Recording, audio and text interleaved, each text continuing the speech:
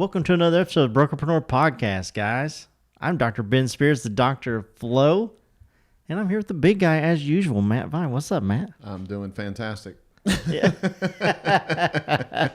Try to change it up, Matt. You're like, you can't change it up, man. I'm doing fantastic. I love it. What are we talking about today, dude? So there's no easy job. Stop freaking looking for it. Oh, yeah. Okay. Well, I feel like that was directed at me a little bit for some reason. The way you said that, I don't know. It's directed at everyone, including me. Yeah. Dude, it's an easy job sitting here doing a podcast with you. You think? Yeah, for sure, man. I love doing every single one of these. Matt's like, you think? That means it's not easy to him. No. He's like, nope, not sitting here with Ben. Telling bad dad jokes all day. Guys, before we get started, hit that follow and that subscribe button wherever you're listening. Go to brokerpreneurpodcast.com. Check out all the cool things that we have for your brokerage, specifically the Brokerpreneur Fast Track. We have a sneak peek right there on the homepage. There's a green button right there in the middle. You just have to take a look at that and go check out all the cool things that we have inside of that to help you grow your brokerage. Matt. Yep. We got a few things. I'm looking at the show notes here. There's no easy jobs, just like you said. Right. Stop looking for them. Yep. So basically embrace the job that you have and do it, and you do the best that you can at it. Absolutely. Yeah. And so the first thing kind of goes into this, right? And it says set goals as markers. Yeah, absolutely. Yeah, let's dig into that before we dig into that. So, no, there's no easy jobs, right? And so we're not going to get into the whole conversation about do what you love and you never work a day in your life and all that kind of stuff. That's not what we're talking about. Getting shit done, right? GSD. Yeah. Get through it. Get stuff knocked out. Get it accomplished. I don't mean your job of being a manager or your job of being a real estate agent. I mean getting that work done. Yeah. Things that you have to do, because there's parts of everything that you do that you just don't, when it comes to work like that you don't like. There's just of course parts that you're not good at. They don't mesh. They don't mix, right? But you still have to get them done. So what we're going to talk about is kind of how to get our head right with doing that. Okay. So from, I think a lot of people that listen to the podcast, right? I don't think anybody got into the broker business and was like, man, I just absolutely hate real estate agents. I don't ever want to be around them again. So I'm going to open my own brokerage, right? I don't think anybody did that. Yeah, I don't think so. Okay. So they know that dealing with agents, and there had to be some propensity towards dealing with agents and helping support them and grow their business. There had to be a little bit of excitement with that, right? If they're truly a brokerage that's focused on being a brokerage and not just a place for them to hang their license to do business, okay? Right. Which is fine if you want to do that, rock on. That's not really what we talk about here, right? So we talk about being collaborative inside an environment, okay? Right. So in order to do that, you have to be able to pause for just a second and take a step back when things aren't going the way that they need to be going. You got to be able to pause for just a minute and go, okay, how do I make that adjustment? How do I get my head back in the game? How do I get back centered where I need to be centered? That's what we're going to kind of talk about today. Yep, and so the first one you mentioned, was markers. Okay. Yep. And so let me go back to the past couple of podcasts I've talked about karate, and so it's been a while since I've dug into that, and but whenever we talk karate, there was when I said it was my wife and I, right? So there was we had a black belt club. Yeah. Okay. I've heard of it. Yeah. So it's you did. So it would take somebody minimum 3.5 years to get to their black belt, right? Yeah. Depending on what age they were and skill level and all that kind of stuff, right? Okay. When someone sits down and you tell them whether they're 8 or 10 years old or whether they're an adult that's 45 years old, hey, it's going to take you 3.5 years to do something. They're like, later. Even if they love karate their entire life at 8 years old or at 45 years old, 3.5 years is still daunting, right? Yeah. It can overwhelm you. Yeah. Okay. So that's not the conversation that we had. Conversation we had was, let's get through your first year. We're going to try to focus on what we need to, and then we're going to lean into the black belt club. Okay. Yeah. At that point, you'll know whether you want to be a black belt or not.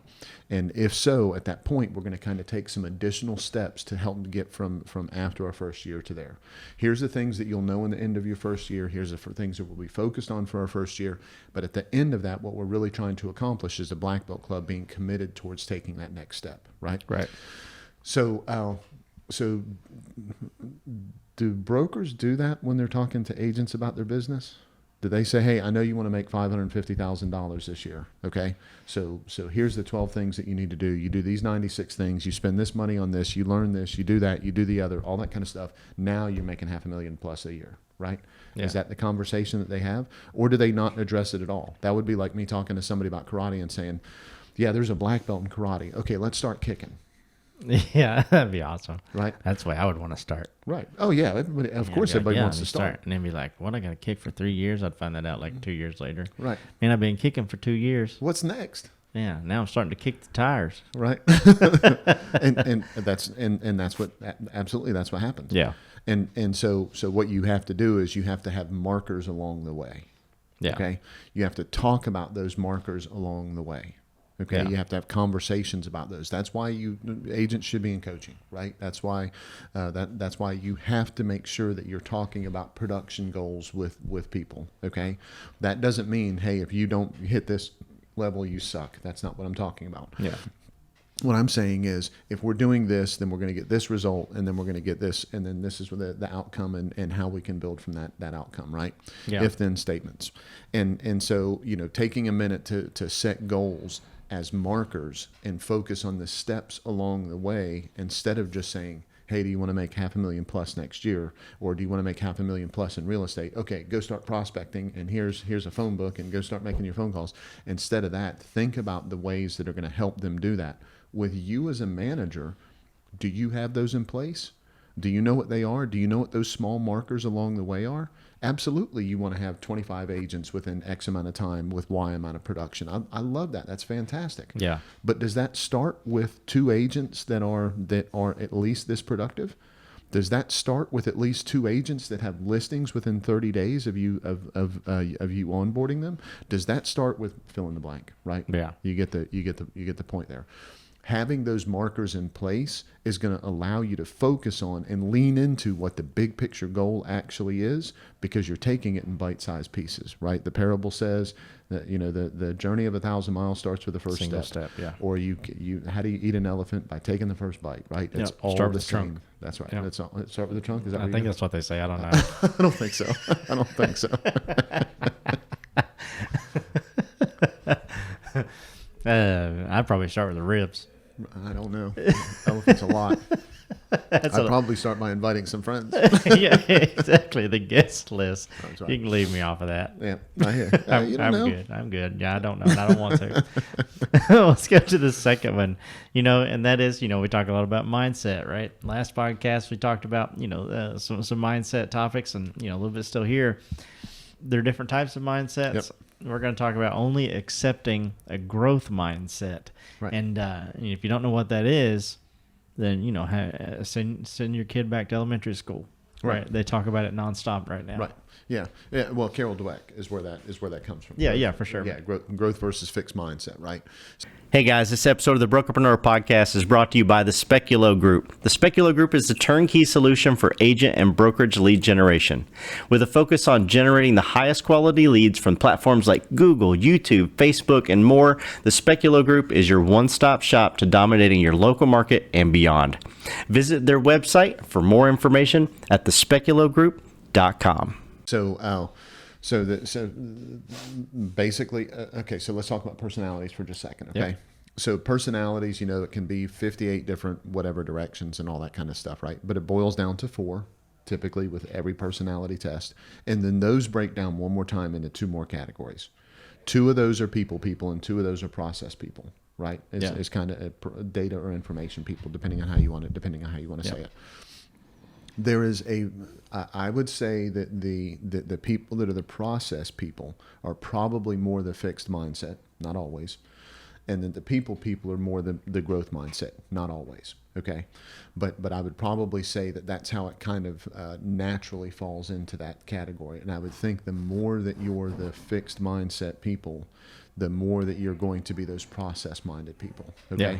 Because they're about execution and accomplishment, right? They're about getting things. They're about getting things done. That means tracking and measuring and doing, right? Yes. And so from a big picture standpoint, the personality has a lot to do with this, okay? Not everything. You're not locked in it. It's not like if you're this, you can't be that. Absolutely, that's not what I'm saying. Everybody knows that, okay? but there's a propensity.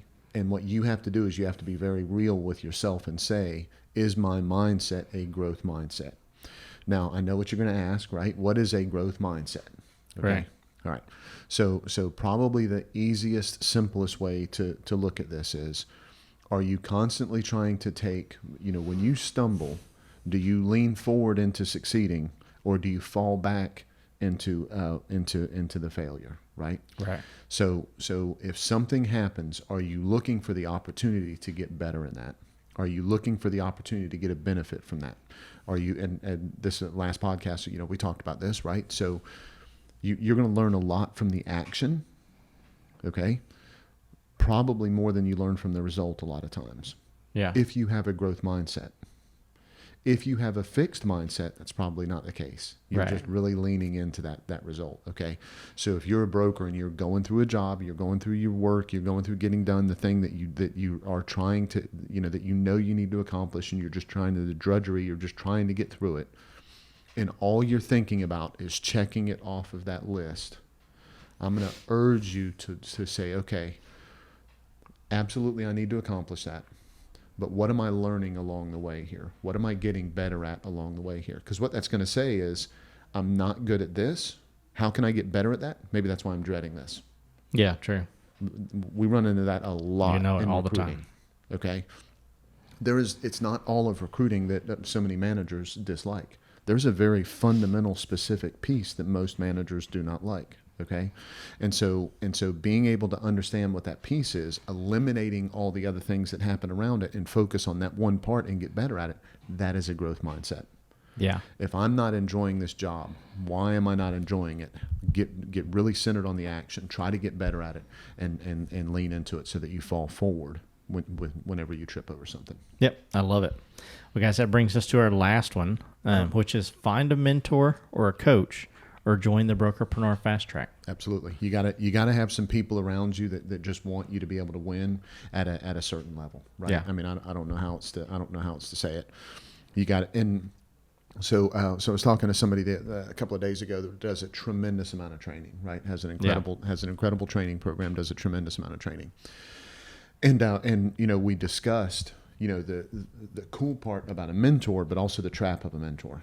Yeah. Right. And so whenever I recruited every day, one of the things I used to say when I was meeting with people is, I'm not a huge advocate of mentors. Okay. Right. And I don't mean that in a mean or a bad way, but I'm not a huge advocate of mentors. The reason why is a pretty simple one in my opinion. What a mentor does really well, you learn how to do really well. What a mentor does really poorly, you learn how to do really well. Yeah. Yeah. Right. Right.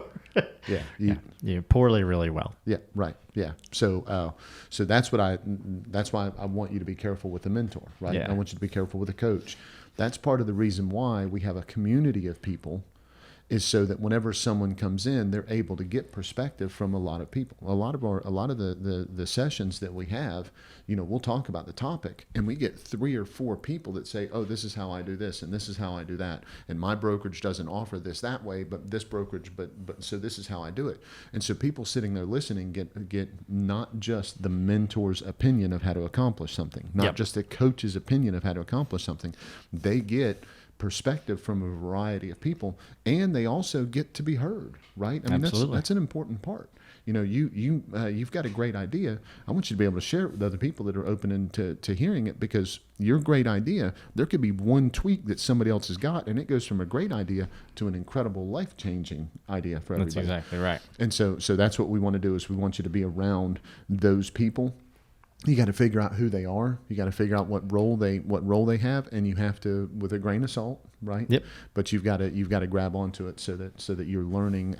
You're leaning into that growth that you're doing, instead of just saying, "Hey, here's my result. This person told me what to do. I did it, and now I'm going back to doing something else." Right? Instead of just checking it off your list that way. Yep, absolutely. And guys, just straight up shameless plug for Brokerpreneur Fast Track here. We get a message every single week. Every single week, at least one. At least. Exactly. From a member of the Fast Track who says, I am so glad that I made it to that class, or, I can't believe that I waited so long to join this, or gosh, Sean and Chandra and Sherry are so amazing. I can't believe that I get to sit down with these people every single day. Right. And obviously it makes us feel great. But at the end, the end of every podcast, we say we want to be part of your people's win. That's what it's all about. Right. It's about a bunch of winners. Right. Coming together, getting in a group, and learning how to win more. Yeah, and it's not about do they know what it is that they're supposed to be doing. There's not a broker out there that doesn't have an idea or can't watch a 1-minute YouTube video and know what they're supposed to be doing from recruiting, retention. Okay, it is about keeping your head in the right place, and it is about a growth mindset. If when we talk about a growth mindset, if you say, yeah, I have a growth mindset, I've got this figured out, but you're not doing anything to grow, you're full of shit. Yeah. You're not getting any better. You're taking what you know and you're not getting any better with it. You're just going, oh, I know this, and because I know it, I know it. Yeah. You're either living or dying. Yeah, that's exactly right. Who cares? Move forward, and the only way you move forward is by taking what you know, putting it in action, learning from that, and making that better. And in real estate, if you're not doing that, you blink your eyes and you're getting left behind. Oh yeah, especially as a broker. Don't be confused just because you can still do transactions with your sphere of influence that your brokerage isn't getting left behind. Yeah. You better wake up. Yep. Amen to that. Awesome, guys. Excuse me. Well, wherever you're listening to this, whether it be iTunes, Spotify, Stitcher, Deezer, or any of those platforms, make sure you hit that follow button. If you're watching this on YouTube, hit that red subscribe button, that bell right beside of it. You get notified every time we drop a new episode. Go to Brokerpreneur Fast Track. Go to brokerpreneurpodcast.com and take a sneak peek at the Brokerpreneur Fast Track. We would absolutely love for you to join. If you have questions about it before you join, man, just schedule a discovery call and we will we'll talk you right through it and make sure it's a good fit for you. Brokerpreneur Not So Secret Society is every single Friday from 12 to 1 Eastern Daylight Standard, whatever you want to call it, time. And we would absolutely love to see you there as well. That is absolutely free. It is one of the 5 classes that we do each week, but it's the only one that is open to everyone, whether you're in the fast track or not. If you want to come to that, send me an email, ben@prospectboomerang.com, ben@prospectboomerang.com, and I'll make sure that you get in there and that you learn what topic we're going to be talking about that week and all that kind of stuff. And I'll send you a replay of some past ones as well, so you can get an idea of what it's going to look like. Matt. Yeah. We do every bit of that stuff that I was just talking about, as well as this podcast and amazing guests, and for one reason alone, brother. One super cool reason, and we love it that all of those things that happen go down to one thing, and that one thing is, man, we just want to be part of their win. That's